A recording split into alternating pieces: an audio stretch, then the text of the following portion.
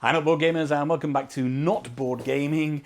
I'm your host, I'm Mark. Now, in today's really very special episode, we're going to be having a look at the brand new game coming to Kickstarter from my very good friends at Chip Theory Games. That's right, you know I'm talking about Burncycle. Now, I was really honoured and really privileged that Chip Theory Games have asked me to provide me with, should I say, a tabletop simulator preview of the first kind of couple of levels of a game of Burncycle. There are physical prototypes going around there, but because they're in the States and I'm in the UK, there's no way they could have got a physical copy out to me in time. So Mark Buxton, who is just a, not only is a Cloudspire genius, but a really nice guy, has created a wonderful mod for Chip Theory to send out to some reviewers, so we can get an early look at Burncycle. And I can tell you this game is utterly fantastic. Now, Burncycle comes to Kickstarter on the 10th of November, so only in a few days now, and it's just a game that you really should think about backing. It's a game that is nothing like Chip Theory Games have done before. Just like Cloudspire was a departure from Too Many Bones, Burncycle is very much a departure from anything else that they've done. You see, in Burncycle, you're going to be playing the role of some robots, and what happened is that human beings, being the dicks that we are, we actually almost kind of obliterated ourselves into extinction. But the robots were there, the AI were there, and they built us back up. They got us working again. They built the human race back up. But human race just falls into this inevitable cycle. And what happens is that the human race create these corporations, and they try to keep the robots downtrodden. So these mega corporations, they kind of rule everything, and you are going to take the role of some robot conspirators trying to break in, sneak into these organizations, these big corporate offices, work your way up the various floors to take on the massive CEO at the end of the third floor. Now, the tabletop simulator version only comes with the first two floors, so I've not got to the big boss battle, and also for this playthrough we're just going to concentrate on doing the first floor because things get really intense as you move up into the second floor, but it will give you an absolutely fantastic look at the game itself. Now, as I say, Burncycle comes to Kickstarter on the 10th of November, and I can't see any reason why anybody wouldn't want to back this game. The quality is going to be fantastic. It's Chip Theory, that's a given. But also equally a given with Chip Theory is that the theme marries into the gameplay. And this kind of almost Metal Gear Solid sneaking game, this mild programming game. It is a programming game, but not a programming game. You see, programming isn't everything. It kind of aids your characters rather than be the reason that they exist. It's a threat management game in terms of what happens on the network. It's almost got an RPG element as well, as you're upgrading various skills and abilities on your characters, and you're going to need that because as you go up these floors, things get progressively harder. Look, I think it's from the kind of one or a couple of levels I played, and I've played them a number of times over the last 48 hours since I got the TTS mod. I think it's absolutely fantastic. I can see so much potential in this game, and this game is still in development, and that's a really interesting thing to note. So in the TTS mod, some of the artwork is certainly not the final artwork. Some of the rules are still being worked on and tweaked, and the gameplay is still being tweaked as well, and the true solo rules aren't truly there yet. So as I'm going to be playing solo co-op, so playing two characters, but that still gives a fantastic experience, pretty much like in Too Many Bones. When you take out a couple of gear locks, same thing here, the interplay between the two characters is really good. So remember that the gameplay is still being tweaked. If it's this good at this stage, I cannot wait to see what the final version is like. So without much further ado, let's take you into my tabletop simulator run through of the first level of Burncycle, coming to Kickstarter by Chip Theory Games on the 10th of November.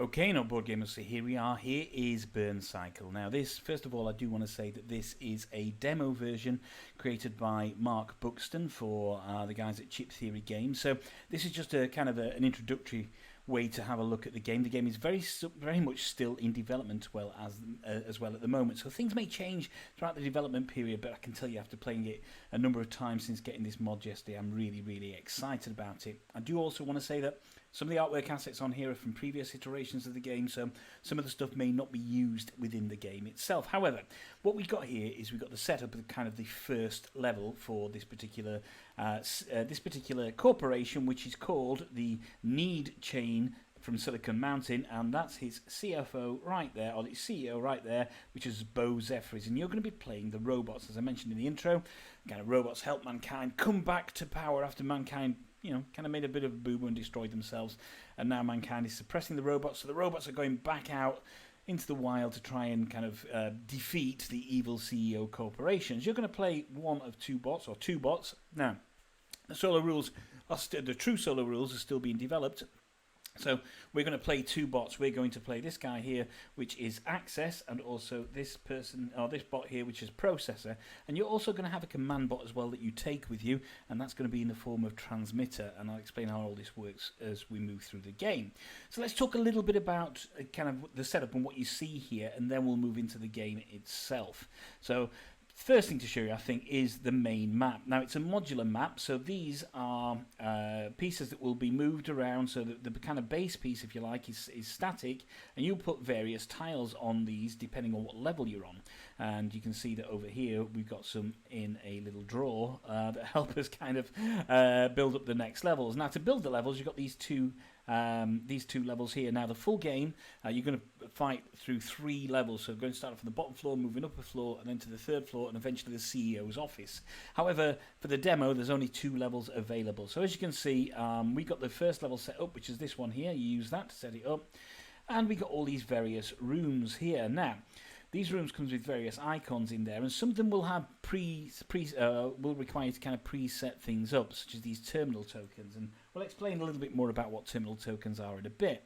And then other rooms will have these room dice in, and you will roll those dice when you get into the room to find out exactly what is in that room. So you know that in this particular room, if we look at anything that's here, we could have a couple of crates in here, we could have a couple of guards in here as well, and we'll not know until we roll those particular dice.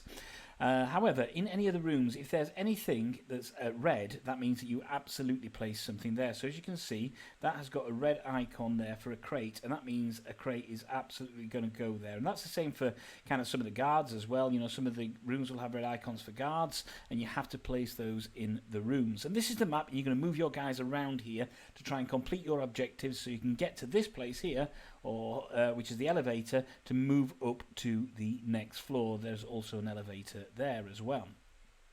Okay, now you can see under here, we'll talk about the various guards in a wee while, and there's these great chips here.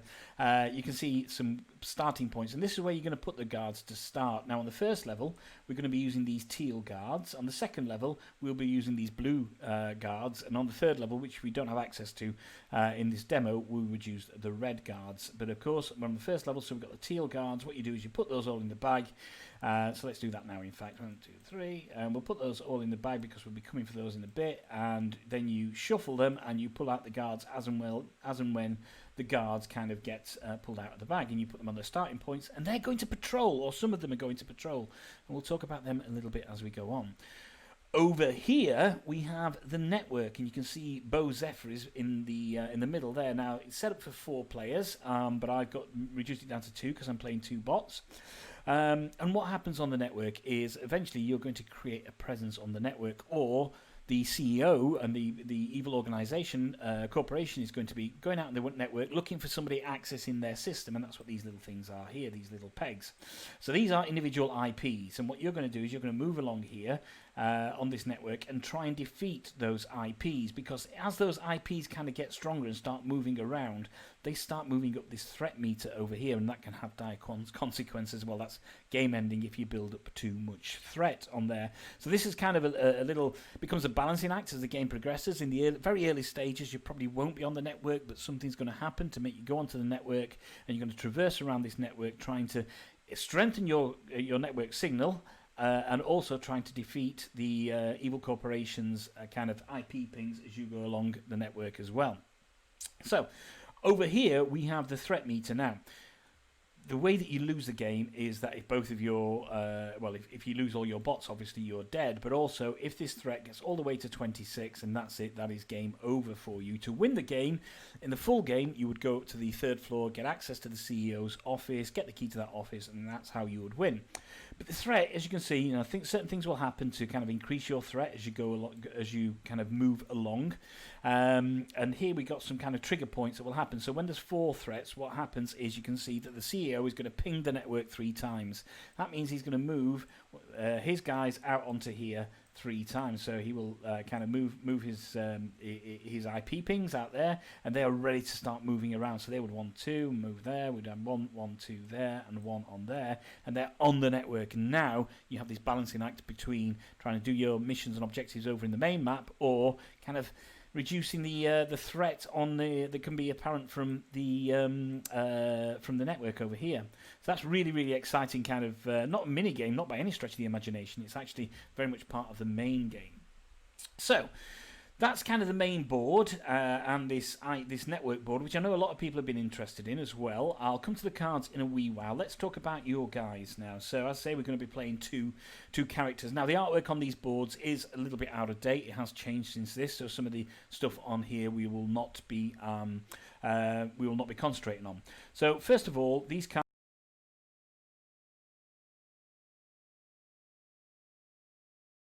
You will have a number of different cards in the main.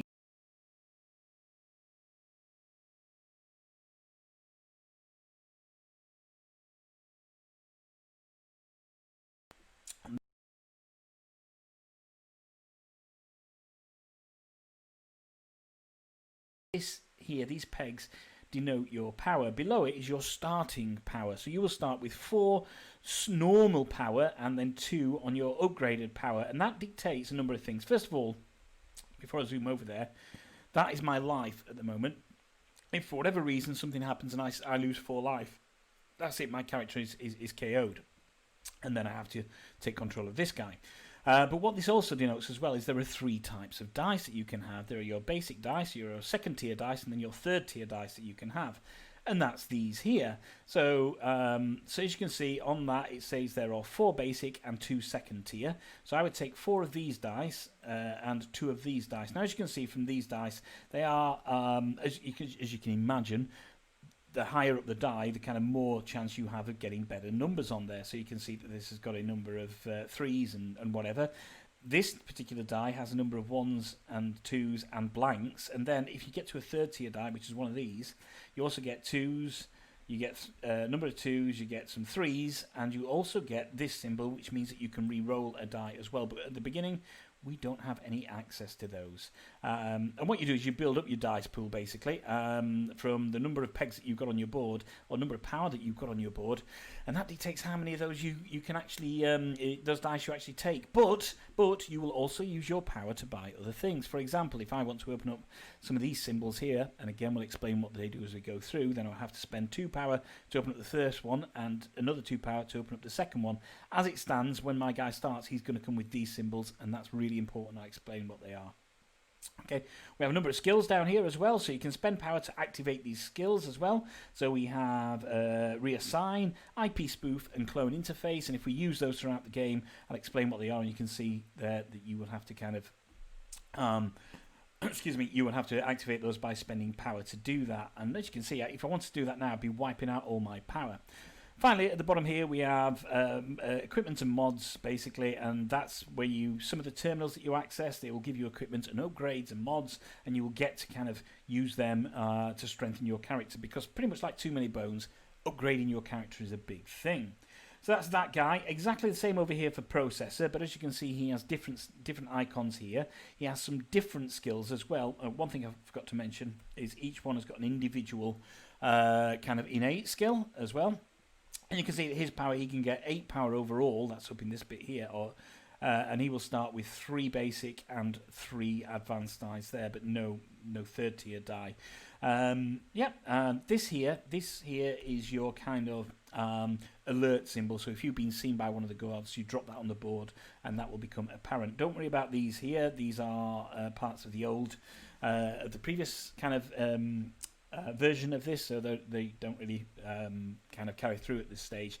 And then finally, we have our kind of our comms bot, and what we're going to do is we're going to take this around the board with us. And this here, as you can see, he starts and it says that we have 3 here. And what that means is up on this burn cycle up here, which I've not talked about yet, that gives us access to these first 3 slots, so we can fill those slots. Now, burn cycle is a semi-programming game, and I say semi-programming because you don't have to use this, but if you use you don't have to use the bonus actions that you get from here, but if you do and you're using the right kind of action, it will allow you some additional feats on that. However, if I spend my power, so not his power, but I spend my power and I spend 2 here, that means I get 4 of those burn cycle slots open. If I spend another 2, that's 5 of those burn cycle slots open. And you must take this guy around with you as well, so you can split your movement between you and him, and everybody has got to be in the elevators at the end of the game. And again, at the end of the round, at the end of the level, I'll explain that. So, we've talked about kind of the cards, we talked about the die, we've talked about the boards, we talked about the dice. I want to talk about this burn cycle section just here, because this is your programming section. Now, as I mentioned, this kind of comms bot gives you access to the first 3, because that's all that's unlocked. And so what you would do there is you would pull some tokens out of the bag that you have unlocked yourself, and each bot starts with 2 tokens. So you can see he's got 2 tech tokens, that's the green ones. It's got 2 tech tokens there, 1 tech token and 1 utility. And what I would do there, that means if I was restocking or rebooting my burn cycle, I would take 2 of those out of there for one of them, 1 and a utility cycle out of there. And there's other ways to get additionals, and you'll see that as we start up the game. Then you shuffle that bag, and I would pull the first 3 out. 1, 2, 3, and the final one is a reserve one that would be there. And what this means is I use my moves. That means I've got 3 moves this particular go, or each bot has got 3 moves this go. And as they move on to each time you take a move, you move the counter down onto it. And if you're on a function, if you're doing a move that will allow you to use that particular function, so that's utility, you will get a boost and a bonus for that. And again, we'll explain that as they go through. However, I'll just put these back because as you start, you'll get more tokens. Now, after each round, so after both bots have gone, and after the guards have gone and the network's gone, what you're going to do is you're going to flip over that particular, the final burn cycle icon. So then you only have on your next round, you only have 2 goes. And of course, after that one, you would then flip it over and you're only going to have 1 go. What you would do then is you would then reboot your burn cycle. So again, you would get rid of those, you would pull out whatever of these you got unlocked, and of course you can unlock more, because if I spent 2, I could unlock another tech and maybe another physical if I spent another 2. But also, if you look on these rooms here, if I was in a particular room, there are some icons just down there, and I'll pull that up. I'll pull that up, and you can see down in the bottom right, top left icons. I would get there an extra. If I was one of my bots was in that room, I would get an extra physical token and an extra utility token. So it actually kind of gives you benefits to not be in the corridors, to be in these rooms if you're rebooting your burn cycle. And when you reboot it, all that you would do is you put everything back in the bags, you draw out a new number of tokens, you put them into your burn cycle shuffle bag, and you draw out the first 3, and the rest go into your reserve. And again, you'll get to see how they are used. So that burn cycle becomes really, really important. But the thing is about rebooting is when you reboot it, you advance your threat by 3. And as you can see from those threat kind of levels, it starts to go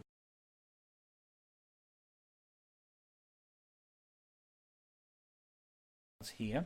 And at the start of each round, you're going to pull out 2 objective cards, and you can flip those over, and you're going to choose one of those cards, and that gives you your objective.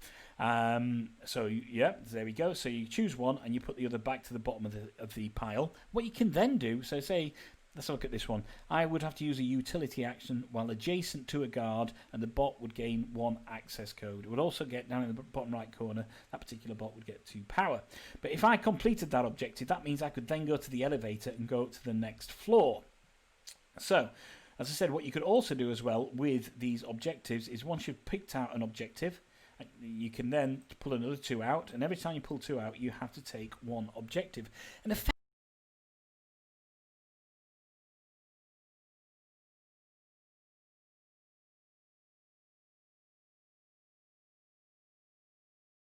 gives you more ability to go up there and try and get more ability to get more power before you go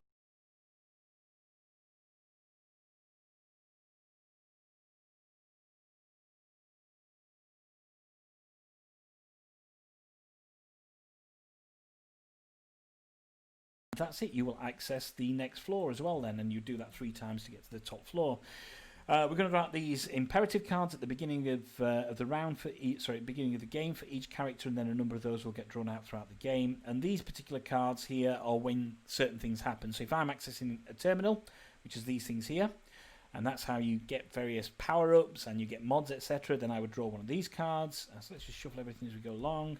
Wireless access would allow me, if I spend 2 action dice, it would allow me to then go onto this network and move my ping out there and start battling the pings from the IP. And when you battle them, my signal strength's got to be stronger, when you battle them you get the chance to mitigate and eventually kind of drop you can drop the threat level down, or you can reduce the number of pings that are on there, because they go back to, if you beat them, they go back in there, so you're kind of reducing the threat impact there. We have mod cards there, and we also have equipment cards, and then we have some keypad cards as well, which can be particularly tricky. I think as a general overview, that gives you the gist of the game there. So what I'm going to do is I will draw objectives, find out what I need to do to get my guys into a position where they've completed the objective. We can get them,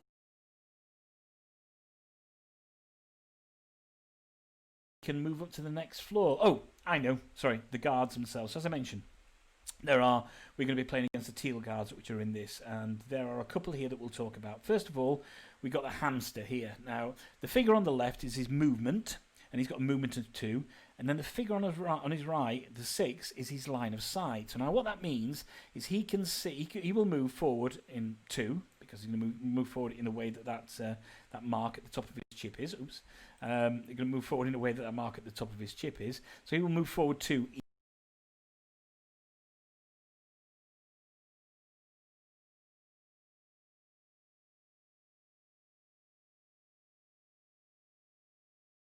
I don't know, here, and he couldn't see forward. Doesn't matter whether he can't see forward, but if he could see forward, and that particular, let's just move this 1 sec. If I just move this out of the way, that would mean that he could see 1, 2, 3, 4 there. He could see all of those there, but for any other kind of direction other than straightforward, diagonals doesn't work. He can see half of that number, so he would be able to see 3 that way, and 1, 2, 3 that way, and then 1, 2, 3 that way as well.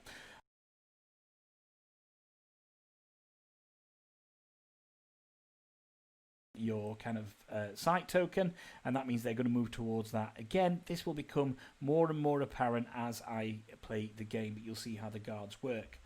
This particular guy, the bulldog, so just a sec. This guy here, he kind of only moves if there is somebody goes into his line of sight, and his line of sight there is 8. So if at any point anybody crosses this part of the corridor, he's going to start activating, and he will move forward there in 3.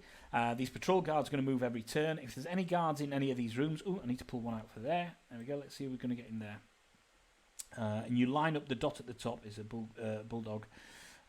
With the chin on the particular icon, so that's there. So yeah, these guards in this room, they only activate if people are in the rooms. The hall guards activate if there's any, each and every turn.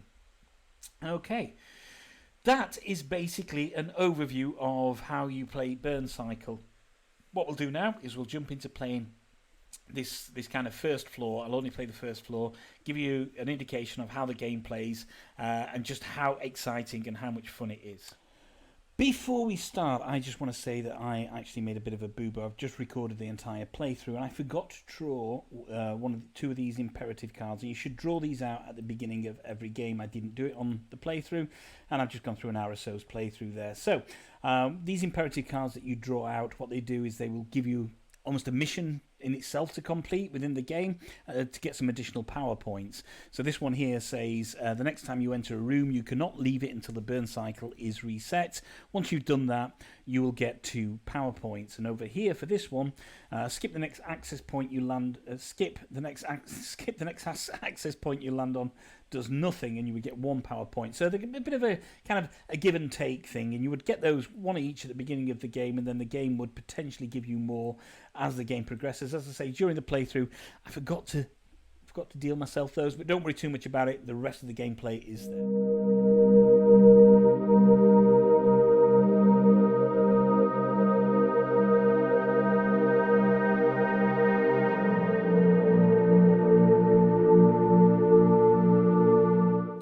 Okay, so here we go. The first thing we are going to do then in this game of burncycle, and we're just going to play the one floor as I mentioned, is we are going to draw our objectives. Now I do want to say while I'm drawing the objectives here that remember this is still kind of a game in development. Some of the artwork is not going to be final artwork in this. The gameplay is still being developed and worked on. The true solo mode is still being worked on by the guys at Chip Theory, so I'm going to be playing two-handed, playing two bots if you like. So we're playing this guy here and this guy here. And we will be cooperative as well.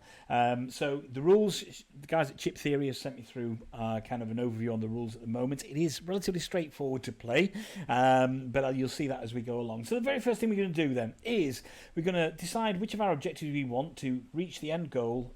We can only do this once we've completed the objective.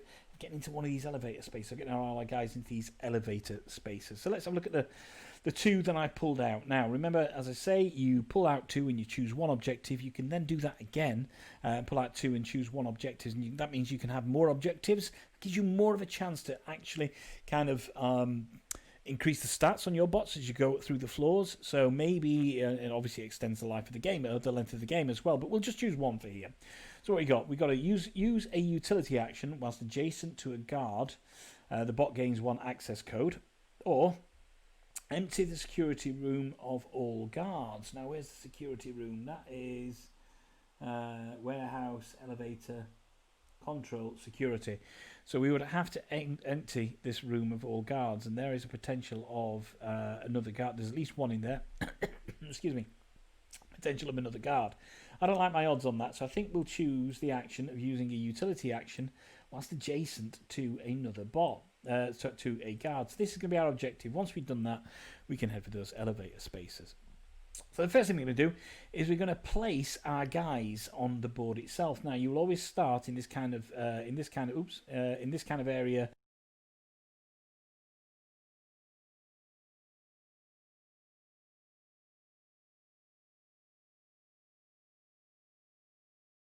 I'll explain about those icons as I start placing my guys on the board. So I think the first thing I want to do is I want to try and access in here. Oops, I've seen something that's not been placed on the board. There should be a door up there. So just bear with me. I'll just get that out of the drawer. See? Told you everything was kept in a drawer. And we're going to place this door up here, just there, and we'll lock it in place. Okay. So yeah, so I'm going to try and get my guys into this room here because I want to access this terminal, but I also want to try and sneak in around the back a little bit as well and see what can be done there. So I'm going to place access on this space here for starting space, the transmitter on there, and we will move processor up to there. Now, as I say, one of the first things you do is you build your burncycle bag. And if we go down to our player cards, you can see that I have two slots open here. There are two icons open. And that means these are the chips that I'm going to put into my burncycle bag. If I spent more power, I would have access to more of them. I got one tech and one utility. Forget transmitter. Sorry, he's on the wrong side. Just bear with me. Forget transmitter, and if we go over to processor, he's only got two tech open, so that gives me 4 starting chips to put in my burncycle bag.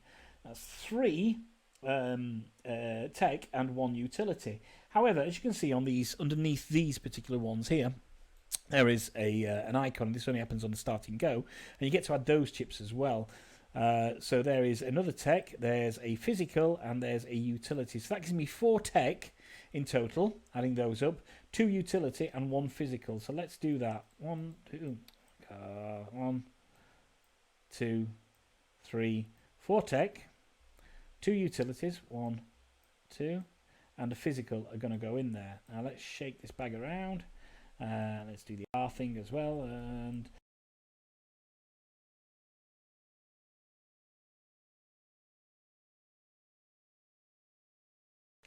we have a utility, and then we have into our reserve, and I'll explain how the reserve works in a bit, the 3 remaining chips, or 4 remaining chips just there. Perfect. Okay, so that's what you set up. Now, the other thing to mention is this first player marker. You decide who's going to go first, so I put it on access. Then every time you reboot the burn cycle, you switch the first player marker over. So first thing we're going to do is I think Access wants to try and get into this particular floor here, but I've got to build my dice pool. So as I mentioned, these power not only your life but also the amount of dice that you're going to have. Anything here is your first row of dice, your basic dice, and then you're going to move on to the next layer up. There's an ability to get a third dice as well. The graphic isn't on there yet, so I'll show you how that happens if and when it happens. So I'm going to pull 4 basic dice and 2 tier 2 dice together. So I'll go over to the dice pool here and I will get those.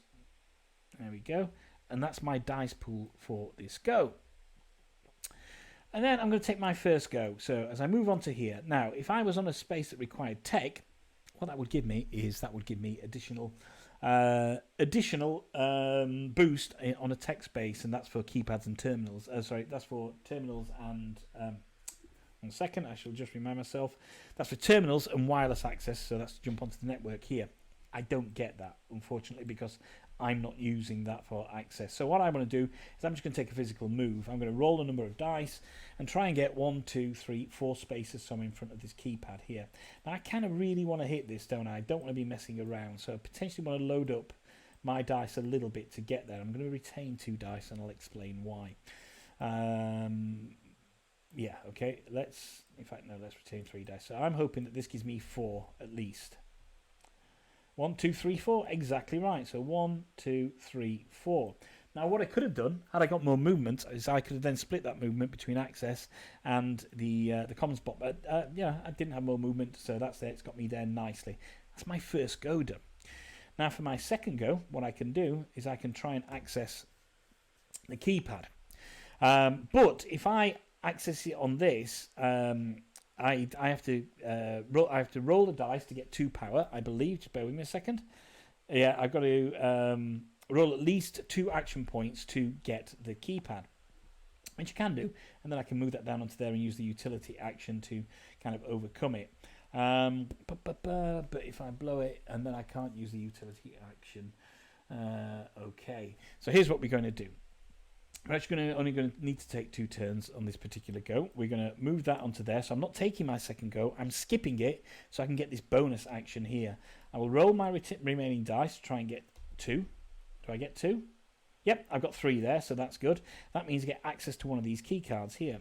So let's take a key card. Oops. And we'll flip it over. Oh, yeah. Okay. And that says that I have to use a utility action, which I can do to get past the first one, but the second one means that the door is jammed and I would need 6 brute force to get it. Now, this bonus on this particular utility action means that I can skip 1 unlock on this keypad card. I cannot skip shock. So is there a way to do this? There is, in fact, a way to do it. So I can skip 1 of these actions because I've got this boost here on this keypad card, but I still... The door is jarred, so I would need to roll 6 attack points to open it if I use the kind of no entry sign, which I can't do. I haven't got enough dice left, but I can skip that action, which still leaves me with only 1 utility I need. Where can I get that utility from? Well, what I can do is I can sacrifice one of these from my reserve chips. There we go. And that means I've completed both those actions. By having the boost, I've skipped over 1, and I've sacrificed the utility. That means I have completed the keypad on level 1 there. That door is now open, which means I move one of these little green things onto there, and I move into this room. Now, I only took 2 goes there, remember, because I jumped over here, but something happens now. I've entered a room here. First thing we're going to do is we're going to roll this room dice, and you roll this every time you enter a room. There's a way to surveil rooms and kind of reveal stuff early, but we're not going to be getting into that on this particular game. So this room has a terminal already in there. It has a space for a guard, and it also has this space here, which means with the eye on it, that means it's hidden. If I was in there, I would be hidden. So the first thing I'm going to do is you have to roll the room dice to determine what can go in there. The only thing, if it lands on a guard, that's the only thing that can go in there. No, it's landed on a crate. There's no space for a crate on here. That means I'm pretty safe in this room. I don't have to put a guard in this particular room. So that's my goes done. What I've done there then is I only took 2 goes because I skipped over 1 so I could get this utility action. I have moved 4 and I've cracked the key code and gone into the room. This guy's still here and I'm going to be heading down here. So that's his turn go. What we're going to do now is move on to processor. see what he does. And he's going to try and sneak into this particular little door here. Okay, so he was on there. So, back up to the top with this bead, and the first thing is a tech action. Now, tech actions, as we know, are for terminals and for wireless. I'm not there yet, so I'm going to try. I could. See, Processor's got a pretty good innate skill, and we'll come on to that in a second. So I'm going to try and crack this key code here. Okay? Excuse me. We know I have to roll 2. I've got to build my dice pool first, and if we look, it's 3 basic and 3 tier 2 die as well there. So that's kind of these guys here. So let's build that. That's his dice pool. Okay? And I have to roll 2 to get access to a keypad. So let's do that. Let's over-egg this pudding just a little bit here and make sure we do it. And there we go. He got 2, so he's got a keypad. Flip that over, and what have we got? There is no security on there whatsoever. So level 1, that means it's just open. That's great. I don't have to worry about that. There's no security on that. We just open that keypad, and that's gone in there. So that goes open, and he moves 1 into the room. But remember, there's this guard here, and he has a sight of 6. That means that he can see 6 straight forward in the way that he's pointing, and 3 to either side. Obviously, not through there because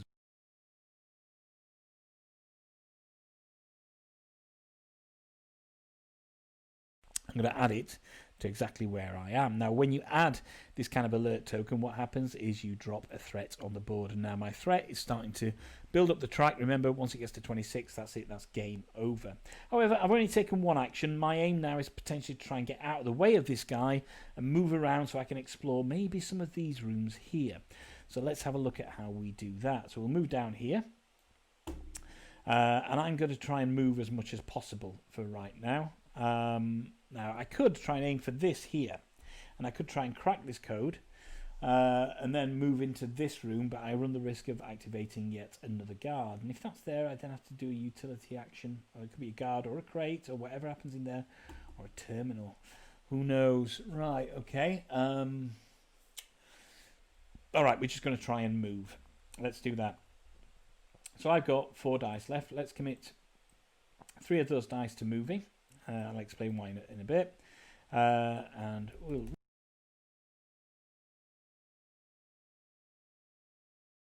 there and 1 blank. And if you draw a blank, it goes back into your dice pool. So now I have 2 dice goes for my next.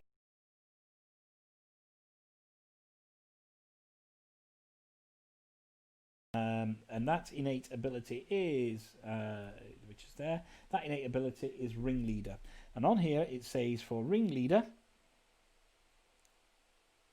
1 second, once per turn, gain the matching action bonus no matter what type you are using. So there we go. He gets the matching action bonus no matter what I'm using. That means on this turn I can use that as a physical bonus, which gives me 2, because if that would have been a physical chip, that gives me 2. That means I can get a movement of 4. So let's do that. We will go 1, 2, 3, 4. Now, this alert chip, this only stays as far as that guard can see. And we know you can see 6 straight forward and 3 in any other way. That means if we look at that guard, that's 1, 2, 3. That alert chip is there. That means that guard's going to head to there, but I'm now out of his way. So now I go down onto my final one here, and in reality, the only thing I can do, excuse me, at this stage is another move action. I don't have to take all 3 actions. I could try and enter the wireless network, but there's no reason for me to do that at the moment, so I'm going to remove these, roll, see what we get. We get a move of 2 and a blank. It doesn't really matter. So that puts me there. Now, thing to remember is I've had my go now. The guard is going to go. He has a sight of 6. That means he can look at 1, 2, 3, 4, 5, 6. He's going to move forward 2.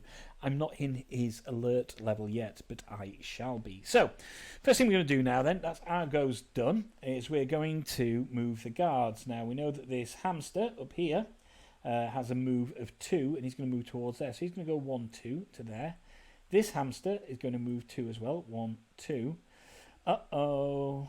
And now 1, 2, 3, 4, 5, 5, 6. I'm now in his line of sight, so I'm going to move that alert token to where I am. That means he's going to try and aim for me, but I'm okay, because if I can try and get through this door and go into here, maybe circumnavigate him, then there's a way around it. Okay.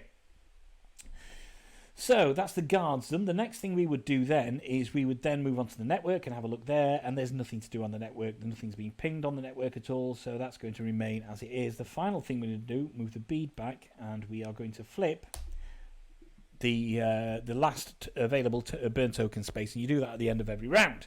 So that means I'm now going to get 2 goes here. However, what I could do is I could use my reserve chips, get rid of that, use one of my reserve chips, and I think that's what I'm going to do. I want to keep 3 open. Remember, because of here, I've only got 3 slots available. If I spent 2 power, I would have 4 slots, which I've not done yet.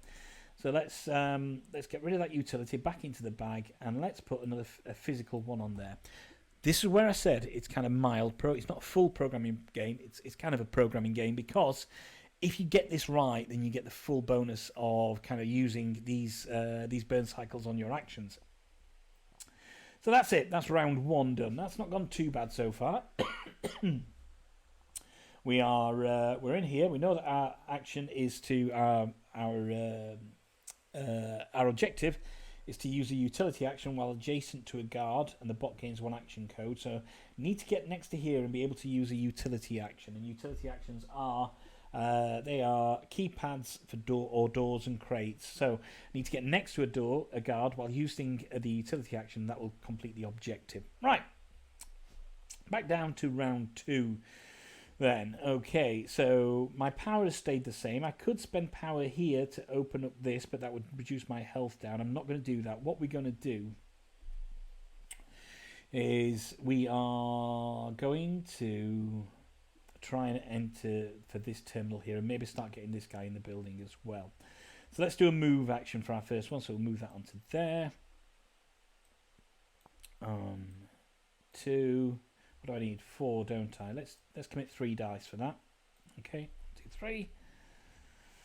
And that gives me exactly 4. So that's 1, 2, 3, 4. And now I'm on a terminal. So now I can do a tech action.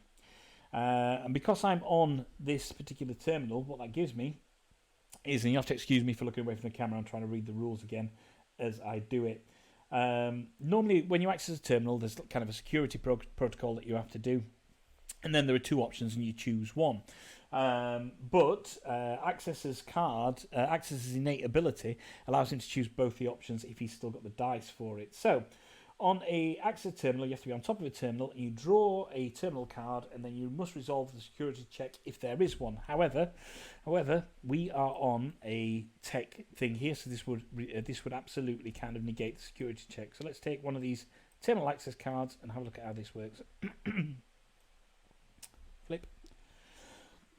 And there we see the security check is flagged hacking. I would have to roll one action point on my dice if I wasn't on this tech token up here, but I am, and that's the beauty of this kind of programming game. As you can see, I get the bonus of that, so I bypass that security. Now, it now tells me that I can ordinarily, if it wasn't Access, I would choose one of these options below it. But Access can choose 2 if he's got enough dice to do that. And at the moment, and fairly on, probably not. So first action is I could choose file server. I could download a file and gain 3 power. Remember, that power is my health. It gives me extra dice as well. Or I could do power grid, access hall lights, 2 or 4 attack points, and awareness of guards not in rooms is 0 for 1 turn for 2 attack points. Or until the burn cycle is reset for 4 attack points. So that means that these guys wouldn't be aware of me. I'm only going to go for the first one, I think, because I like the look of that power. So I need to roll 3 attack points with my 3 remaining dice. Let's hope I can do this. Nope, did not do it. So I failed that access terminal. Oh dear me, we'll leave that there. Unfortunately, you only get 1 go at an access terminal. So that terminal is going to go back into the terminal bag, and that's it. I've blown my chance on there. And of course, I've got no dice left here, so I don't have any more goes left. Doesn't matter about the physical go. Yeah, it doesn't matter about... No, I do still get to... I don't have to roll a dice. I still get two physical moves because of that, so that's okay. So I can move this guy up here and get ready to do this over there. And that's Access's go gone. Right, let's move over to process. So his dice pool hasn't changed. We still have 3 and 3.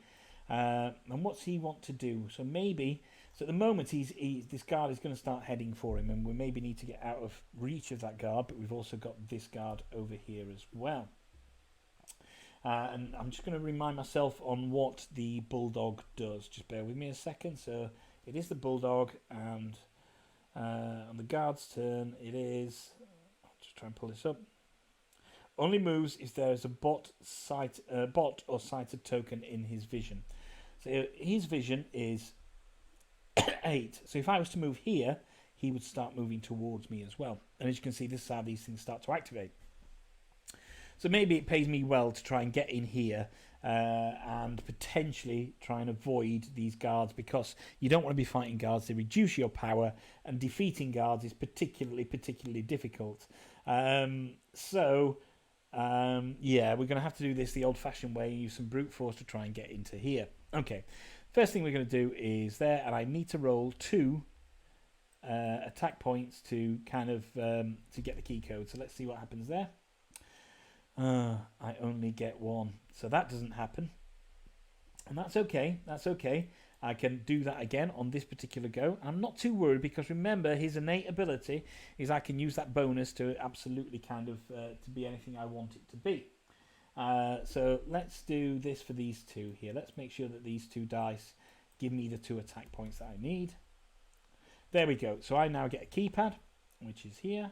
We flip that over, and you can see it's got 1 tech on there. Now, I am on this particular bonus. That means that is absolutely there. So that does it. I don't have to worry about the security because I'm on there. Look at that. That's it. So that's given me that bonus. That means I've opened the door. So we get that. And he's moved in. Oops. Moved into there. And that sight token stays there. Doesn't move with me because it's still in line of sight of here. That means this guard is still going to move towards this sight token. Okay, so that's 2 goes done. The final one is a physical. So potentially I want to try moving behind this guy here, so we can start bringing this guy in as well. So that's what we'll do. We'll roll our remaining dice, and that's these 2 dice here. Bear in mind I get a bonus of 2 because chip I'm on is 2, so that's 2 for me. 1, 2. It's 2 for, and I'm going to do 2 for transmitter down here, and that's his go done. So now it's the guard's turn to move. Not in this guard's line of sight. There's no guards in my room. This guy, he's not in scope of any line of sight token, so he's going to go 1, turn around 180, and 2. And this guy's going to head for there, move 2 forward, 1, 2, because he's going towards the last alert position I'd got. That's the guards done. There's nothing on the network as of yet, so this is good. Move that back there, and I can flip that over, and we know that we are now kind of we have 2 goes left, or I could add another tech in there, and in fact let's do that. So let's flip that back. That's the last physical one done. We'll put the tech in there. That still gives me 3 goes for next go. So how are we standing then? Well, nobody's used a utility action next to a guard yet. We haven't even got close to doing that at this stage. It feels like we need to start bringing the guards out a little bit and engaging with them a little bit, so maybe that's what we will do. So let's look at down here. My dice pool hasn't changed because my power hasn't changed down here, so let's just bring that back here, and I'm still first player, and we'll group those dice together as well. Okay, so I maybe want to go and try and explore this room, but the first thing I'm going to try and do is try and access this keypad. See, the smart me, I'm going first, there's nothing I could do. I could head back round and try that way. As soon as I go out of here, he can see 3. So as soon as I go out of this door, I'm going to be alert and the threat's going to increase. But, you know, what can I do? I don't want to waste a go. I want to keep moving forward. So let's try that. Let's do that. So we're going to do that, and I need to roll 2 attack points. 1, 2. Here we go. There we go. I got those 2 attack points, so I get access to a keypad. And for this keypad, so to pass this, and because I got this keypad, I have to put a ping on the network. So here we go. This is where this starts to happen now. So first things that happen is that, boop, he moves that onto there, and that's it. Now he's going to start moving 2 each and every turn, and this is going to start getting a little bit, it's going to start getting a little bit tense for me. However, I've got through that. I put a ping on the network, got through that, so that door is now open. I'm going to move 1 space into there, but remember his line of sight is 6, 3 to either side or behind. 1, 2, 3. I'm there. He's seen me. That means that my alert has gone on there, and because the alert's gone on, we've added 1 onto the onto the threat meter. So I'm going to try and move down this door and try to get into there. This is going to be my aim, which is going to open up various things and could actually result in me taking some damage as well. So move it down here. We'll move on to the next one, and I want to move. So I need to move at least 2. Yeah.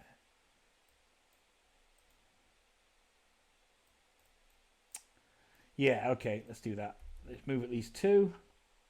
So I've got 3, so I can do 1, 2, and move this guy in with me. 3. Sorry, that should move with me. 1, 2.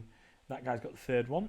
And now I'm down to my final one, which is again another key code. I want to try and blast this. So the first thing I've got to do is roll 2 action points. Do I get them? No. Oh dear.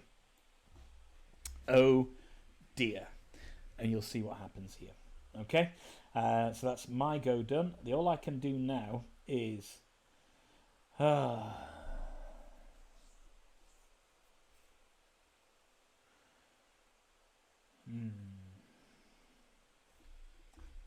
actually,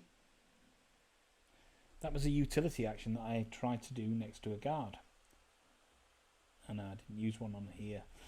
Yeah, okay.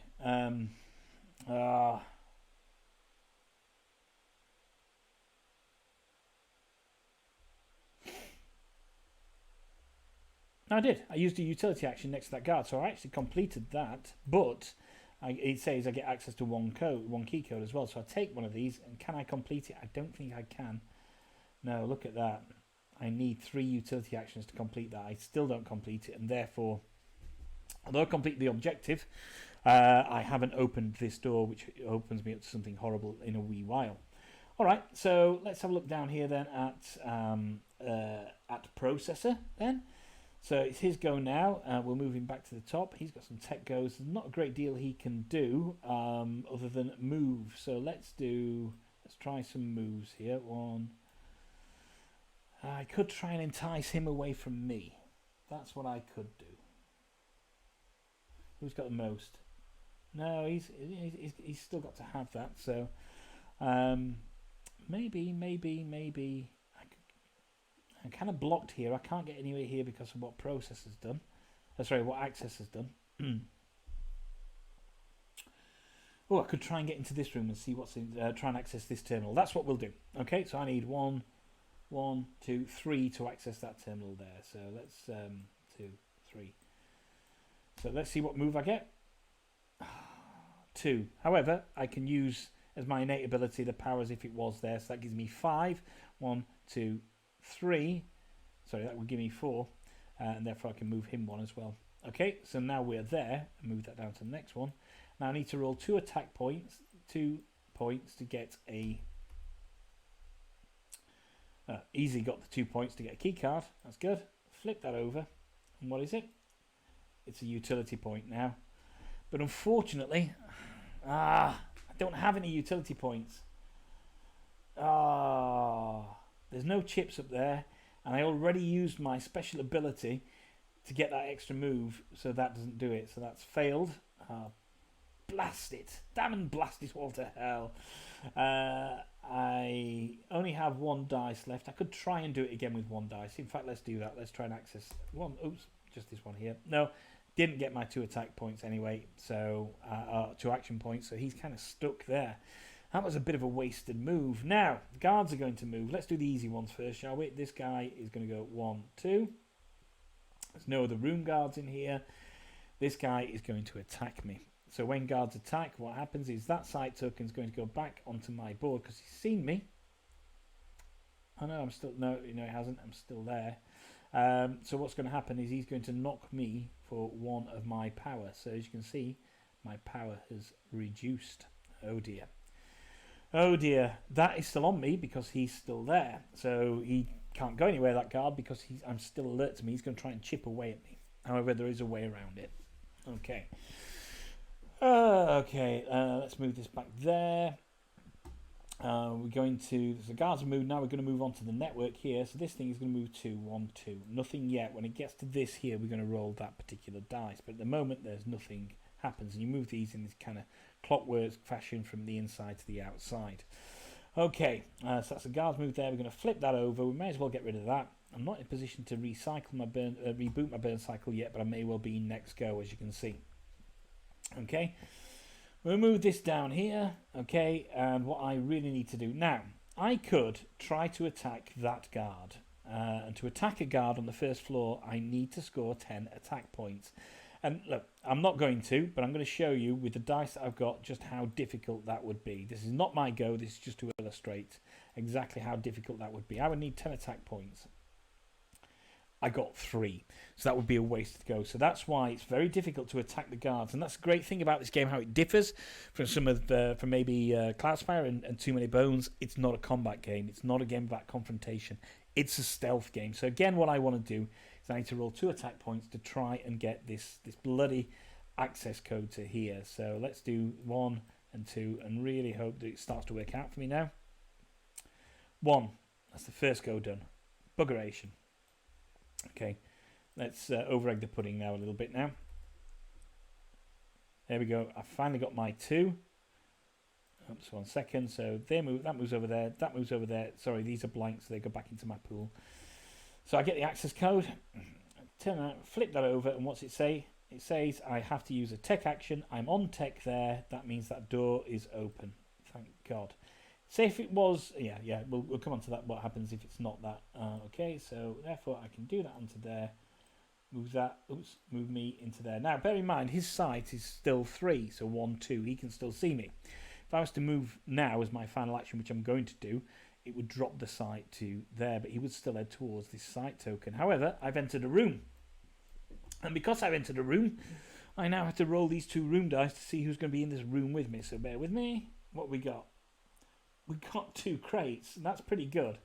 Okay, so we have a crate element here, and what we do is we pick a crate up and we put that just there, and we pick a crate up, pick a crate up from there, and we're going to put that there. That's quite good because crates give you kind of equipment, so that's good.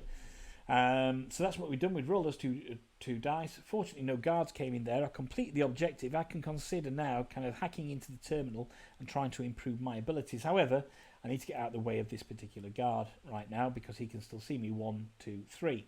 So I need to move away from this. So my last go is going to be, with these 3 dice, is going to be a move action. So here we go. So we'll roll that, see how many we get to move. 1. Okay. No matter what happens, this guy's going to come after me again now, basically. Yeah, they can see around corners, they can see into rooms. 1 move, I don't get anything from that. It's no bonus there to have. That hasn't gone my way in any way, shape or form, so I get to move there. Remember, he's 3, 1, 2, 3, so he can still see me. That sight token, that alert token still stays there. Not the best move. Not the best move. It's not really going my way. Okay, and you can see this is the real kind of tense part of the game now, is that we are starting to build up and the guards are aware of what we're doing. They're moving towards various things, and it makes it difficult to complete your objectives. Okay, so now we're going to move over onto processor. So let's have a look at processor. First thing he's going to do is move down onto there. Excuse me. But we know he's going to try and crack this key code. Now, I need to roll 2 attack dice. 2 action points from my dice. Let's kind of make sure that we do this. 1, 2, 3. Let's hope that this actually works. Got that. I got 4, so I got the action points, which means I get the key code. Now, also, it says on that card, fortunate for me, on number 1 there, because it's number 1 access, number 1 level keypad, that I needed a tech point, and I'm on a tech point, so therefore I get to complete that keypad, which means that this opens. Now, if doors are back to back like that, you treat them as 1 door, and that means both doors are open. Move into the room, but we need to roll this dice. Now, the only thing that can happen here is a guard. Knowing my luck, it's going to be a guard, but let's see what happens. No, it's a crate, so that's okay. So there's nothing else happens in that room, and I'm quite okay with that, to tell you the truth. So we'll move on to the next one. I have to be on top of a terminal to use it. So let's do a little physical move action, I think. Let's do this. 1, 2, 3. Let's brace this one here. That's okay. So I get to move on top of there. I can move Lado up there. That's good. He's still lagging behind a little bit, isn't he? And now I'm on a terminal. So now we can access a terminal for our final go.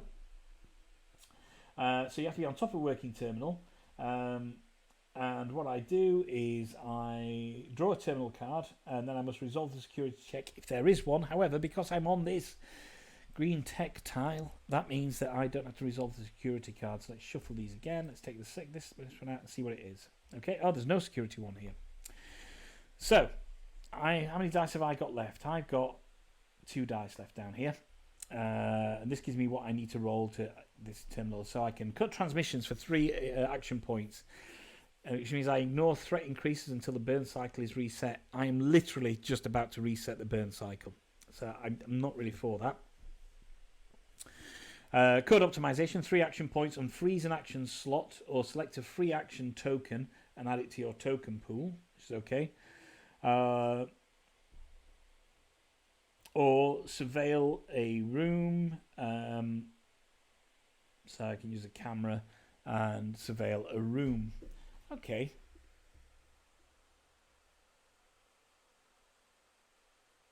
I'm going to surveil a room. I'm going to surveil a room because why not? Look, the other two, potentially at the state I'm at with just about to reboot the burn cycle, doesn't really do it for me. No, we'll do optimize if I can do it, which is unfreeze an action slot or select a free action token and add it to your token pool. That's what we're going to do.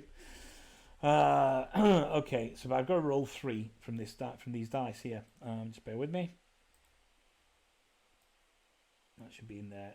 Pick that up at some point. Let's roll these. 1, 2, 3. I only rolled 2 anyway, so it didn't happen. Didn't matter. That's that terminal gone, so we get rid of that terminal now. That terminal is free. Okay, so as you can see, you can use these, and sometimes when you do the terminal access, you get modifications and upgrades, and that's really good because you're starting to power up your beast. For me, at this point, it didn't really happen on a couple of terminals. So what we're going to do now is the guard actions. So he's going to move to his closest one. 1, 2, 3, 4. 1, 2, 3. He's going to move towards me. 1. Oh, let's just turn him. 1, and then turn him again. 2. He's adjacent to me. I'm not in one of these spaces. Had I got one more, I would have been hidden. And that would have been there. He wouldn't have been able to see me.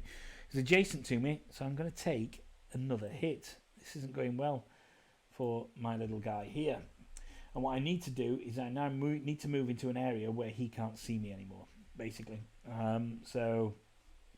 Which is going to be very, very difficult, of course. However, if I can move up this way somehow, maybe go towards this crate, or maybe move into here, he can't see me, and then he will just continue his patrol forwards and backwards. Okay, so that's the first thing. Then that guard's moved. This guard is going to do a full 1, 2, 3, out to there, and move 1, 2. There's no other guards. Nobody's been in this guy's line of sight as of yet, so we're okay. Now we're going to move on to this, onto the network and move these guys. Now what's going to happen here is we're going to move on to this activation point, and when you hit these little activation points, you roll this dice, and this die will either give you, see this constellation mark? That means that you move up where there's a white mark, so you move for all the pieces. There is that increases the threat level, I believe, and that increases this particular level. Excuse me. That increases the signal strength for you. So let's roll this die. 1, 2, 3. Let's do that a bit better. 1 second. There we go.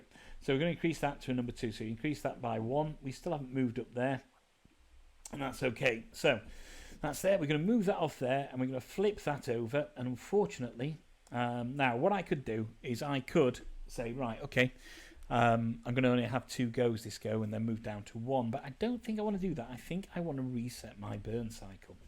And in fact, that's what we're going to do. So first thing we're going to do is get rid of all these chips. So 1, 2, 3 into there. And we go back to our starting boards to find out that we have, well, first of all, we still only have 3 open. Nobody's opened up anything on here. 1 tech, 1 utility. 2 tech there. So that's 3 tech and 1 utility. Let's put them in. But there's more. Don't wait. 1, 2, 3 tech, 1 utility. And as I mentioned, if you look on each of these rooms, there's also an icon. And you can see there's a utility icon in there in 2 of the corners. Excuse me. That means I get to put, because he's in this room, I get another utility icon in there. And if we go over to Accessor's room, he's got what? 2 physical ones in there, which is great. So we'll put 2 physical ones as well. 1, 2. Now let's give that a good old shuffle. And we'll pull out the first 3 that we can. 1, 2, 3. And then we'll put the rest into our reserve here.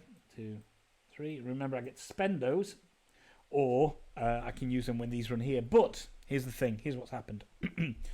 I've reset my burn cycle, rebooted my burn cycle. So now I'm going to add 3 threat to the board. 1, 2, 3, which puts me on 5. Go over here. Once you've hit number 4, it says the CEO pings the network 3 times. Okay, so we're going to move that there, and it'll move 2, 1, 2. We'll move that there, 1, 2, and we'll move that there. So as you can see, there are now 4 of his nodes on there. In fact, I do think when I pulled that first one out, I should have moved it 2, but never mind. There are 4 of his nodes on there, which is which is a little bit scary, basically. I'm going to move that there just to create a bit of space, and then when these have moved up, I don't think you can have 1 access on there. They have to be on there. That's just their kind of launching platform. So if I'm going to have to just open up that space and we'll move them around, and then we'll see what happens, because it looks like no matter what happens on there, they're going to start moving, getting some more pings going up into the network, and when they get over here, they can start causing some real damage and raising your threat. Okay. So yeah, so here we go. Right, so that's that go. Let's build our dice pool again now. So we're back here, but we know we got some completed our objective. I could head towards here now, but this guy's blocking the door. I kind of need to move around here a little bit, maybe get something from the crate, which will give me some equipment, and then I can head back towards there. However, look, let me see what's happened. I've lost 2 power, haven't I, basically? So I'm going to lose 2 dice. So these 2 dice are going to go over here. And you can see his dice pool is now 4, which is not good. Oh, I've rebooted, by the way. So the first player token goes over here. So it's processor who goes first. Remember, when you reboot, the first player token moves, and his dice are still okay, so he's there. Now, processor needs to concentrate on moving himself round to here. There's no crates to be had in here, so moving himself round to here, and also moving transmitter round to there as well. So what's the first one up here? Okay, it's a tech token. We don't have to worry too much about that, so let's use it just as a physical move here. Let's use these dice. So that gives me 4, so I can do 1, 2, 3, and let's get him in. No, we'll move him next time.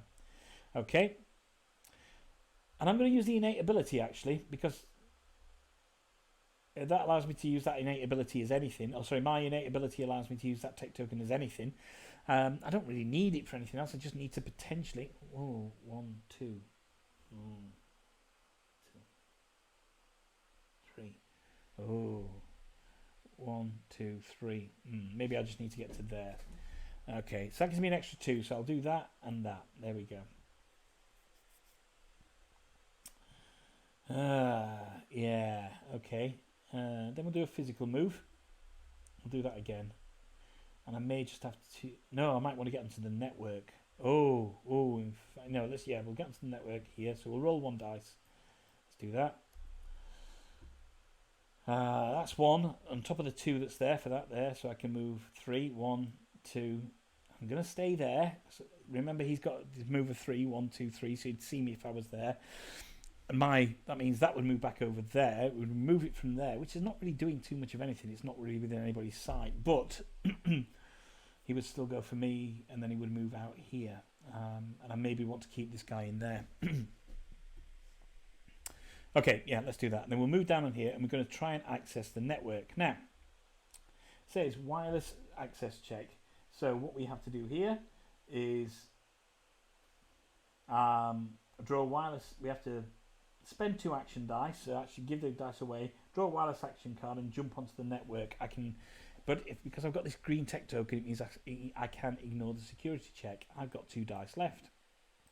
So let's do that. Let's draw a wireless access card. So let's just pick one. And this is going to get me onto the network and flip that over. You cannot skip more than 2 nodes per move within the network. Okay, that's fine. And I'll explain how that works. Right, so we're going to move down to the network here. So let's say that he's blue, so he'd be the first one out there. And you're going to move around the network based on the token that you're moving on. And remember, I've still got this kind of bonus token here. There was no security on there, so it was just committing 2 dice. So therefore, it's a green. I would move clockwise to the next green, which just happens to be the next one on the network. Yeah. What I'm aiming to do is kind of get to these places here where I can start to think about upgrading and I can start increasing my signal strength, because if I want to start knocking his pawns off the board, I have to increase my signal strength. But that's the first one out on the network, and that is access as go done. He's done all his dice, that's fine, and we have that card which can go wireless access. I'll put that there. Okay. Right. Okay, so now we're over to access as go. Yeah, and what we really want to do is get out of the range of this guard, don't we? I don't have much reason to be where this guard is right now. So let me have a look at the crates, what you have to do for a crate. It's a blue one, it's a utility one. And yeah, that's for using a terminal. Access the powers if you're using a terminal. Okay. Right, so we're going to try and move first. So our first thing is to move. So let's do that. And I know I get some more physical up here, but I really just need to get out of the way of this guy. So let's do my 2 big orange dice, I think. No, we're not. We're going to do these dice here.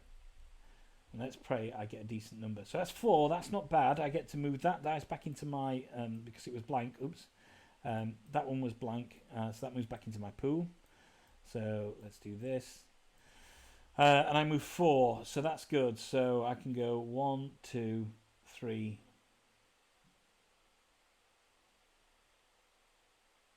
Let's think. 1, 2, 3.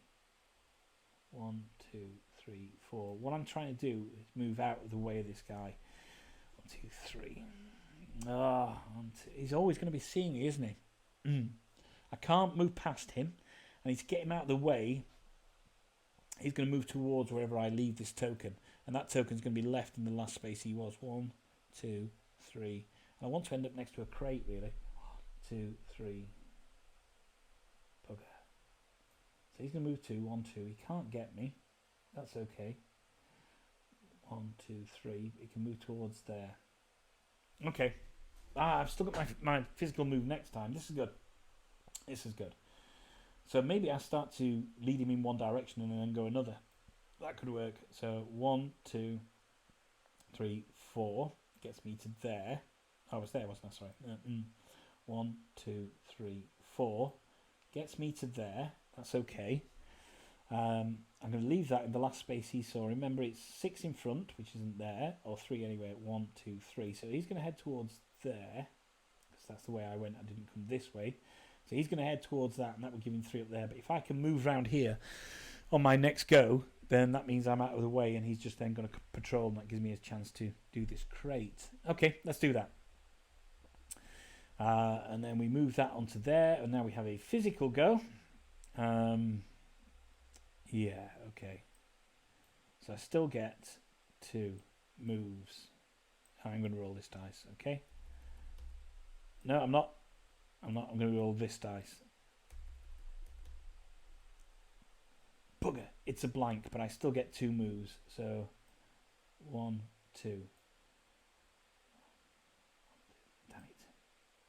1, 2. Has to be there. Oh no, I can go there. Where was I? I was there. I can just go there. That's okay. He can't see me in that spot. I could have gone there. He can't see me there, actually. But we're there. He's going to move towards there. Then he's going to commence his patrol.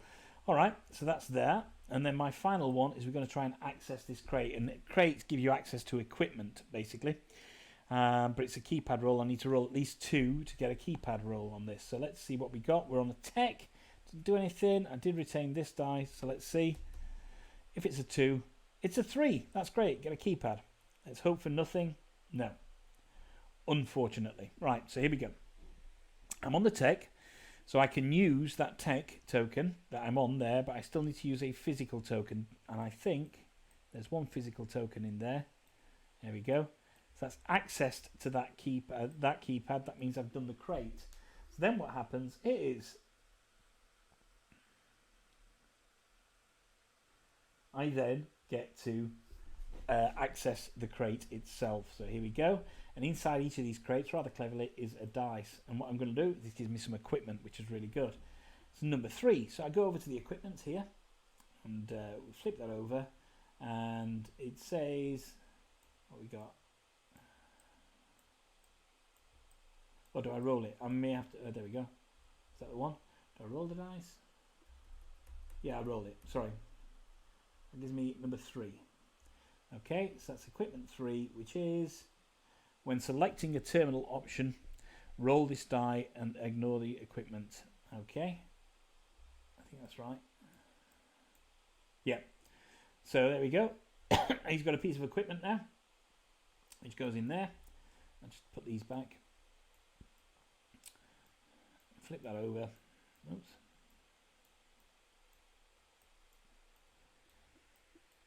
Flip that over, and we go back down to that equipment piece. I'll put the die on there that I've got. There we go. And it says, when selecting a terminal option, roll this die to ignore the 8 attack point requirement. That's really, really good, basically. So that gives me 3 attack points. What's on there? Let's have a look.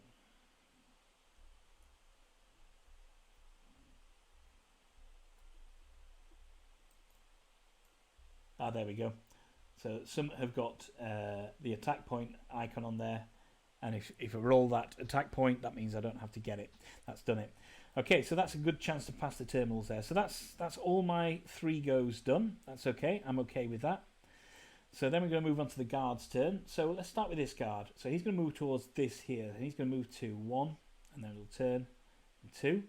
Now remember, he can see 6 straight forward and 3 either side. He can't see me. That's really good. So I'm not a threat. I'm not in a threat position anymore. This guard is just going to continue on his merry way, turn and turn. See, and he can only see 3, so he still can't see this threat token, and that's going to go there. Howsoever, right, so each of these is going to move 2 around here now as we go onto here. So it can only move 1 there, but because he's accessed that point, that means that moves. 1 second, so we flip the die. There we go, we've got a constellation. That means any on these nodes that go up get to move up. So 1 goes up to there, 1 goes up to there. So he's moved and he's moved. There's just this guy left to move now. And he's going to move that way, clockwise. So every time they move, they move clockwise. And every time they hit one of these access points, they kind of move up the nodes as well. And their aim is to get kind of up here and start increasing threat. But this also increases threat as well. So it gets a little bit difficult. Right. Okay, so we're going to reset the burn cycle, so that's locked. But I don't. Am I bothered about that being locked? Yes, we still want. Maybe we could potentially do with a utility action. So let's flip that over, put that in there, and get a utility action. I've still got 3 actions, and we're back down to Lado here now. 2, 3. Now, as I move down here, my aim is now to move down here and unlock this elevator. I can stay out of the bulldog's way, and that's good, but as I move down here, if I pass this point, that means it's going to activate him because he can see 3. 1, 2, 3 when it's not directly in front of him. So this is going to increase the threat for me, and if we look at threat, we're on 5, and the next one is at 8, or when I've reset the burn cycle. Okay, so let's do this then. Let's do a first thing to do. Do we just want to, let's just move that onto there, and we're going to do a physical move. We're going to move. So let's do 1, 2, try this, 3. Okay, so that gives me 4 moves. That's 1, 2, 3, 4. But I've gone into this area here, and as you know, you can see 3. So that means that my moves to there. It doesn't increase threat, and that's good because it was already on the board, but it's moved now. And then my 4th move is to there, but we know that he's going to move to that first and then potentially move to that when he gets within range. So that was my first go. I could.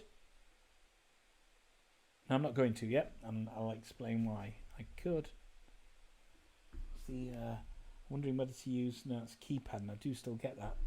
You know what? We'll use that, my innate ability, as that being whatever I need. So that gives me another 2. So 1, 2, and that's okay. I'm trying to unlock this elevator so we can all get in there and complete the first floor. All right. Second move is a physical move. So I really only need to roll 1 dice for this, and let's just move them out of the way. So let's do that. And it's a blank, so that's going there, but I've still got the bonus there, which is 2, so that's onto that. My third one is going to be a keypad, so I need to roll 2 on my remaining action die. Let's see. And I've rolled 2, so I get another keypad. And what we got here? Oh man, I can do it. I'm here, so I get this bonus action, this utility action on here, and I could use one of my reserve chips, but this means I'm really powering through this, and I'm going to start increasing my threat against soon. But let's do that, and that has opened up the elevator. So we turn that to green, and it's moved me into the elevator, and that's good. So he's in there. We've completed this. Oh God, you know what? Oh, for God's sake, I forgot when I completed that. I could have got 2 power, and I think he absolutely needs 2 power. Okay. So, as we know, yeah, so by the way, you could have spread that power, I believe, amongst all of my things. So I could have given myself power, I could have upgraded the power on Lado just here. Right, so he's going to aim for that. So now it's my go. I've got, rebuild my dice pool, so that should be 4 dice and 2 there. So 1, 2, okay. So I'm now back to a decent amount of dice. Now what I could do is increase that actually. You can trade up your die. So if I trade up 2 of my basic and 1 of my second tier, in fact I'll just put that peg on there because there isn't space for this peg as of yet, so I just want to put this on here.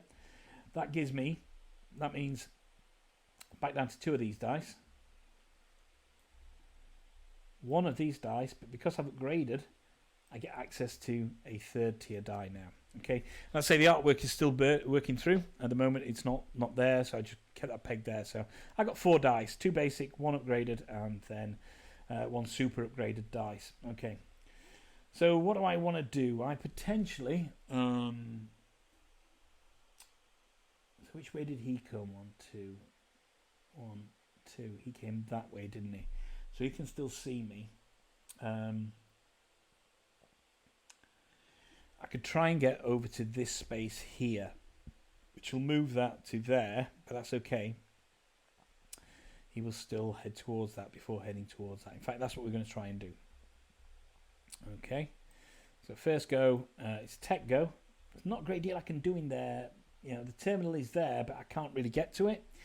So we're going to try and move instead. So let's do these. And what do I need? I need 1, 2, 3, 4. Okay. What have we got? 3. Bugger. Okay. So 1, 2, 3. That puts me there. That means that goes there. I'm back in his sight now. That's all right. That's okay, because if we look at the next go, I've got this, which puts me onto there. So I just have to roll 1 die. Still get the moves. So that's 1 move for me. I get 1 move for me. I get an additional 2 because I've got this this tile out here, so I can move him 1, 2. And then for my final go, I can try and break into this crate here. So again, to break into the crate, I need to roll at least 2 on my last remaining dice. When selecting a terminal option, it's a keypad, not a terminal. Okay, let's do this.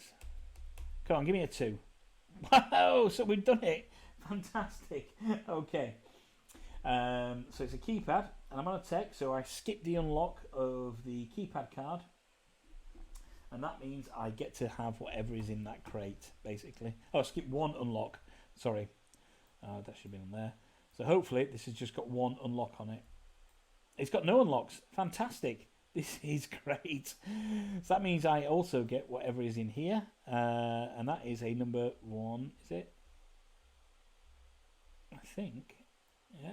Oh, it's number 8. You can see it up in the top corner. It's number 8. So we go back into the equipment, flip that over. 7 and 8, I've got one of these. This is good. So what does that give me? So he's upgraded nicely there then, hasn't he, basically? This has given me once per turn, move X spaces before, after, or in between taking burn cycle actions. Fantastic. Okay. And that is rolling that die. So once per turn. I've got that. I can access that now.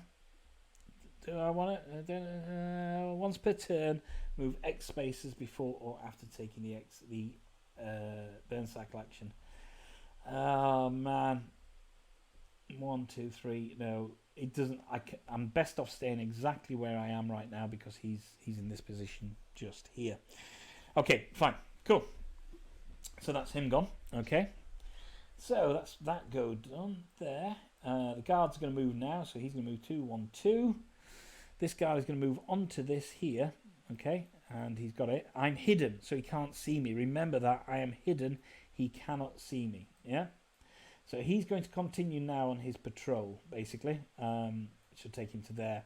What will happen when he gets back in range of this one here is he will start working towards that. Obviously, he's not in range of it yet. So once he's done his patrol a little bit further, and hopefully this gives us enough to move into there. However, we've got this to do first. So first of all is 1, 2 on there, 1, 2 on there, and 1, 2 on there. So they're okay. That's fine. Nothing really happened here, and my guy is just there. Let's see. We can get rid of this utility. Well, we're going to flip that, but we may as well get rid of it basically because I'm going to add that tech token in there to give us all 3 goes on this next go. So back over to processor, and in reality, so you can't access the network here. There's nothing I can do while I'm in here. I can move out of there to access the network to try and increase my abilities. In fact, that's maybe what I'll do. I'll move out, move him in. Yeah, okay. So the aim is I'm going to move out of here. So this guy, so the transmitters can move in and clear a space, and then while I'm out of there, because you can't access the network whilst you're in a safe room or an elevator space, I can access there and then move back into there. Hopefully, that's the plan. Okay, so let's do a physical move first. Let's just move all these dice back. We've got 3 and 3. Okay, 1, 2, and 3. Let's see what we need for here. What we got? We got 5, so I can move 1, 2, 3, 4, 5. That's created there. That's good. Sorry, that's on there. I don't need to move anything else. And now I can move down onto the network. And to access the network, remember, I have to security tech of 2 action dice, unless I am on a tech space. Now, bear in mind, his innate ability is that I can make these tokens anything I want on 1 go per turn. So I'll make that a tech space. That means I can access this network. Let's see what it says. Sometimes they don't let you access. What's this say? Immediately move a ping along its network until it reaches and triggers an access point or another IP address. Okay. So immediately move a ping until it triggers an access point or another IP address. So I'm going to move this guy across here, boom, boom, and that's an access point there. And what I can do on access points is I can increase this by 1. I can decrease threat by 1. Yeah, what should we do? Let's increase that by 1. That's good. Okay. Now, so that's that go done. And the reason you want to increase that is because if I come to fight any of these pawns on here, and remember they can increase threat all the time, so you've got to keep on top of that. If I get to fight one of these pawns on here and I can knock him back, then I can reduce the threat level accordingly as well. But my signal strength, which is here, has got to be stronger than their signal strength, which is there. Okay. Final go for access. Let's do this. Let's make it a physical go. So it's all on these final dice here. Let's just hope he rolls not blanks. And it rolls him 2. 1, 2. Alright, so he's blocking the doorway a little bit. Sorry. There we go. Oops. Blocking the doorway, but not too bad. I've got a feeling that processor's going to get there soon. Okay, back to process then. So we know that process, access, not process. What's that? When selecting a terminal option, that's not there. Once per turn, move X spaces before, after, or in between taking a burn cycle action. Before, after, or in between. Yeah, okay, fine. Yeah, so I'm just about to move that to the top there. I'm going to take this first, and I'm going to roll this die, because I just want to get out of here. 1. Okay, so that's put me there. 1, 2, 3. He can see me. So that goes back onto the board there. And what does that do? That increases threat again there. And look, we're getting close to being at number 8, where we remove a burn cycle slot and it increases the doors. And that's probably going to play more in the second round. Okay, so that's that one done. I can't take that action again. So I'm on here and I can take a physical action. And remember, I want to get into a position in there really. I could go down and try and get this, but this guard is going to come back 1, 2. Maybe I could access the terminal. No, we'll just go for broke and try and get it. Okay, so we're going to do a physical action. Let's do these. 1, 2, 3. That gives me 6 basically. So I can do 1. Leave that there. 1, 2, 3, 4. 1, 2, 3. Yep. And that's all I can move on that. I can move him across. That's fine. As one of my goes, but you know I can't move there. So my final action, I can try and access the network. So that is giving 2 dice, which is that is. I'm going to take one of these wireless access cards. Oops, drop that there. Flip. Draw a terminal access card instead of accessing the network this turn. Oh, you sod! Right, so terminal access card. Flip. There we go. We've got a security check to do. I'm down here. Okay. I got a security. Oh no, that was that physical move, wasn't it? So now I'm down here. Yeah. Security check to do. Let's just see. Terminal and a green one allows me to ignore the security check. I'm on a tech tile, which is just there. So that allows me to ignore the security check. That's good. And what else is there? It's going to ask me to roll stuff, but don't think I've got any dice left, have I? Yeah, I've got to roll stuff. I've got nothing to roll. That was a wasted go, completely wasted go, and I'm there. So now the guard's going to move. So first of all, we'll move this guy. He's going to move back now towards this 1, 2, because he's going to get towards there. And then when he's there, he's going to move out towards this one because it's within his line of 3. So he's going to move there. We'll turn him round. 2, 1, 2. This guy, still nobody's been in his line of sight. Remember, he has a line of sight of 8. So 1, 2, 3, 4. Not there. We were all around there. And he can't go through the building, obviously. 1, 2, 3, 4. So had anybody gone into there, that would have done it, or anywhere along here, but they didn't. Yep. Oops. And now it's the network's turn. So move over to the network. Move inner first onto there. Access point. Roll the dice. Thank you, please. Anybody on a node will move up. Oh my God! Look how far he's moved up there. That node will move up, and that's it. Oh yeah. So 1, 2. I'm sure there was a 4th one on there, wasn't there? Is there? 1, 2. Maybe you should have moved that earlier. Fine. Now, just bear with me because he's moved up onto my node, and Shannon sent me some notes here a little bit earlier because that guy's still got to move. 1 second. 1, 2. He's moved 2. And what Shannon says is that transfers into your starting spot. So this guy is there. Oh, he's just going to wander around, isn't he? Yeah.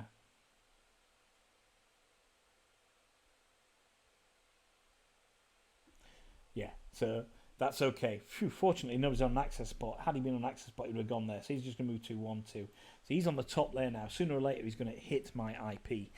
And he runs the chance of obviously increasing ping as well. So that's that one done. That's all of those pings done. There we go. Flip that over. We're not quite there yet, but I think just to show you again what will happen when we start increasing stuff is I'm going to reset my burn cycle. I've only got 2 moves left. That last one I flipped there, so I'll move those back. Now this is going to be quite an easy one to do because we're in rooms where there is nothing, and he's in the corridor there. So all we can go is what's down here. 2 tech, one tech, one utility, and 2 tech there. So the burn cycle bag for this one, because nobody's in a room, is only 1, 2, 3, 4 basically. So it's 1, 2, 3, and one of those 4. Give that a shake. Give that a shake, and pull those tokens out. 1, 2, 3, and there's only one left, 4. So you can see that the burn cycle next time is depleted somewhat. Also remember, I've rebooted the burn cycle 1, 2, 3. Now I've gone up to there. If we look at the highlighted spaces, I've gone to number 8. So I've got to remove burn cycle slot number 1. So that's already gone. Oh my god. And level 1 doors are all now level 2. Well, fortunately, I'd opened all the doors. So you can see, getting through the first floor is quite, it feels, it's not necessarily difficult. Everybody should be able to do it, but it's starting to make things more difficult as you move up to level 2, and of course that's going to progressively increase as you move to level 3. So here's what we will do now then, is it's back over to processor just here. I think what we'll do on processor, just to show you what happens, is I'm going to spend 2 of my power. 2 of my power, and that's these here, to open up another one here. So I'll put 1 peg on there, 1 back in my bag. I know it's repleted my health, but I'm not going to play through to level 2. But that means I now open a 4th burn cycle slot. So next time that's rebooted, I can open that burn cycle slot, and I could have put that in there. So that's how you power things up as you go through the game. There's a real kind of benefit in accessing terminals the correct way. Getting those power points from accessing terminals, the terminal rolls didn't go my way. And increasing your power so you can spend that power on getting some upgrades. Okay, so now what we got is mine is, well, it's just 1 of those and 3 of those. So 2 of those go back there, 1, 2. All I'm interested in doing basically is a physical move. As you can see, we've only got 2. Is a physical move, so I can move this guy here and I can move into there. So let's just roll everything together because it doesn't really matter right now. There we go. So he's moved to there. I can move over to access. We've now got say those dice there. We've got 1, 2, 3, 4. I can roll all my dice. I can try and access the network again, but I'm not in a position to beat him just yet. Let's just see if we can enter the lift. Yep, we got enough to enter the lift, and that's it. That is the first floor done. Obviously, I'm not going to play anymore. I think that gives you enough of the flow of the game. You can see there's some real stealth tactics. There's a couple of rooms I haven't even explored as well. You can really go for broke on some of these terminals. I could have gone over here, extended the game even further, and built my guys up. The crates are a really, really useful thing. Now, if we were to move up to the next floor, it would be this setting here, and you would remove all the teal guards, and you'd start to use these slightly more powerful blue guards now. And as you can see, their movement and their sight is a little bit more than the previous guards. And then of course you get up to the top, and they become really, really hefty guards there. So yeah, you can see that as you go up, you get more and more difficult. But there we go. That is the first floor done on Burn Cycle by Chip Theory Games. For me, it's a complete departure from Cloudspire and Too Many Bones, while still providing that real Chip Theory DNA that's in there. It's a fantastic stealth game. It's got to feel a little bit like Metal Gear Solid. It's a fantastic kind of almost RPG game where you're building up the strengths of your characters as you progress, and you can see these abilities getting stronger and stronger. There's some wonderful card play. This network thing is really, really important. Keeping on top of that network, having the ability to move around the network and kind of decrease the threat and stop the threat from getting even more from Bo Zephyris down here. Look at him. I mean, that guy's just an evil-looking guy. It's a really, really important part of the game. And as you progress onto the second floor and you play on the second floor, actually managing that network becomes even more important. You can see at the first floor, we're a third of the way through our threat level. So getting to 26 is going to be, or getting to the third floor without 26 threat is going to be really, really difficult for a lot of people. And of course, the more threats that the higher your threat goes, then the more of these things you're going to encounter. What did we get to? We got to 9, but next one would have been all bots draw 1 imperative card. You know, that would have been really, really difficult. Guys, I forgot a really important thing. I should have drawn an imperative card right at the beginning. Okay, and these imperative cards give you something that you should try and do, which kind of give you a boom and a bust thing, and I forgot to draw one right at the beginning. Never mind. Okay, and we'll not really worry about that too much. I'll talk about that in a wee while. But there we go. Yeah, apologies about that. Each character should have drawn one of these imperative cards at the beginning, and that's almost like an objective that you complete to get additional power. So there we go. The next time you enter a room, you cannot leave it until the burn cycle is reset. So that would have been a condition, but I would have got 2 power from that as well had I done that, but I forgot to do it. So remember, you must always draw an imperative card at the beginning of the game. There we go, guys. That is the first level of Burn Cycle by Chip Theory Games. Wow, and I mean wow. I mean, I know that's a TTS mod, and I say because of the distance between where I am and where Chip Theory Games are, I couldn't get me the physical prototype in time, but I think you can see that that is absolutely fantastic. Completely different from anything that you've seen before from Chip Theory Games. Now, there are going to be some physical prototypes going out to various reviewers. I do know that Mike Kelly at One Stop Co-op Shop and Will at Hungry Gamer have got physical prototypes arriving fairly soon as well, so keep an eye out for their videos coming up, because I think, you know, you get a different angle on that. But for me, I think it's just an absolute insta-back. I cannot wait to see how this game progresses when it launches on Kickstarter on the 10th of November. The link will be down below, but do follow the Kickstarter, because it is a Kickstarter that you're not going to want to miss out. And I know so many people have seen on forums, I said, God, I wish I backed Cloud Spire at the time. Now I've got to wait, blah, blah, blah, before I can get it. No, trust me, Burn Cycle is one that you want to be involved with. So thank you very much to Chip Theory Games for allowing me this early access to this Tabletop Simulator mod. Thank you very much to Mark Buxton for putting the mod together. Absolutely fantastic work, sir. And thank you guys for watching this. All that remains for me to say is this has been Not Board Gaming. Do remember that you can join me on Facebook or on Instagram, and that's Not Board Gaming, always BORED. Like and subscribe to the channel. Check out our other videos. Back the Kickstarter for Burn Cycle on the 10th of November. And one final thought, if you can't find anybody else to play with, there's nothing wrong with playing with yourselves. Until next time, bye-bye.